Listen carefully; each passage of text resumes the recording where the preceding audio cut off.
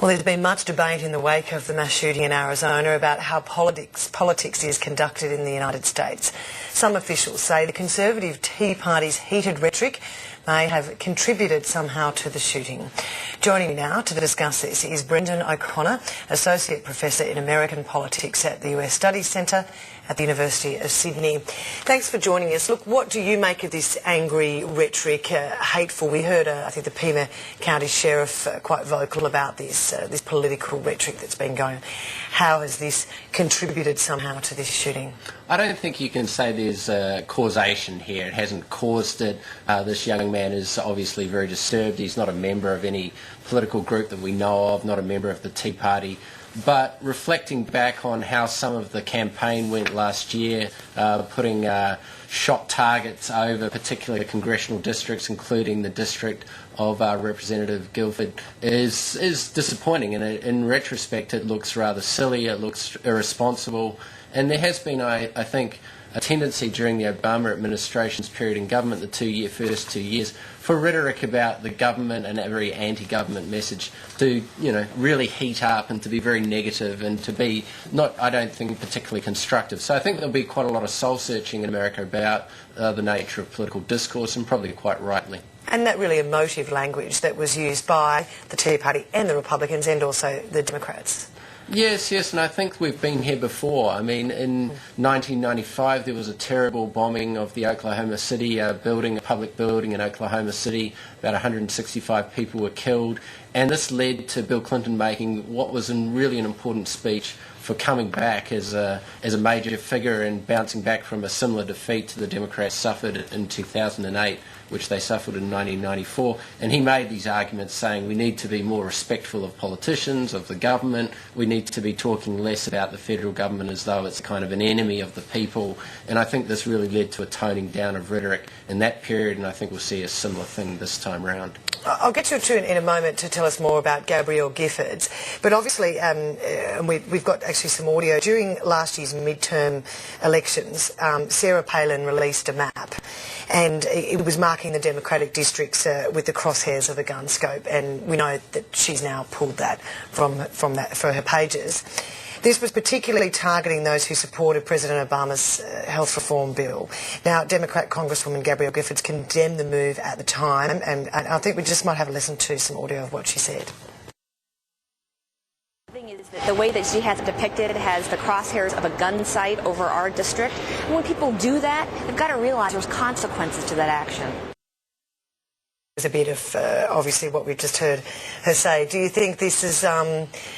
what role is this going to play now? There's certainly going to be, as you mentioned, some soul-searching. What's going to be the fallout for the Tea Party? Yeah, and the candidate she ran against in Arizona had an event where people were encouraged to come and let off a round of shots. So I suppose the culture of the gun features quite often in American electoral politics. A Democrat candidate in West Virginia for the Senate who won was featured with a rifle, shooting the rifle into a target, which the target was supposed to be this bill on global warming, and he was saying, well, if I get elected, there'll be no bill on global warming. He's very much a pro sort of coal mining candidate, as most people in West Virginia are. So America is pretty replete with imagery of cowboys and guns, and this is probably not entirely unusual, but an event like this probably gets people to think about, well, these are pretty serious images to be throwing around, and maybe pretty irresponsible as well. Do you think it's going to really spark the gun reform debate again in the United States, particularly, obviously, in the state of Arizona? The fact is he had a semi-automatic handgun that he was able to purchase from a shop, went straight up, and point blank shot this congresswoman. Yes, you'd hope so. You'd hope that this debate would be reignited after the Virginia Tech shooting a few years ago in 2007. There wasn't really much of a gun reform movement on after that horrendous event. I think 33 people died in that event. So I would think that it was a very sensible thing. There's a federal law saying if you have a mental illness or a history of some mental illness, which I think the student did and had to be withdrawn from university as a result of, this should be collected somewhere. That sort of person shouldn't be able to just walk into a store and buy a very dangerous weapon. We have heard, there have been, unfortunately, there have been a number of mass shootings over, well, not mass shootings, but there have been a number of shootings and attempted shootings in the United States, and it obviously, you know, even goes back to Columbine. This one in particular, is it because, obviously, there's the concern that someone can go up and just shoot a politician? Yeah, well, an attempted assassination. I mean, a lawmaker has been attacked, and there's a thing called the Brady Bill, which has quite a lot of restrictions on interstate commerce of guns. So a lot of people buy guns via the internet, via magazines and the like, and it's more difficult to trade or get guns across state borders. There's a lot more checking. But within a state like Arizona, the rules are very lax. There's hardly any sort of law beyond just being 18 and being able to turn up and afford it over the counter. So that, I think, will be an issue which will be raised again. Why can't the federal laws on the Brady Bill laws be transferred to some of the states? In states like Arizona, where you can take a gun into a bar, I mean, there's a very lax in terms of gun laws there, and I think that will be interesting in the days to come. And the pressure will really be on Obama and the Republicans to make some sort of gun reform.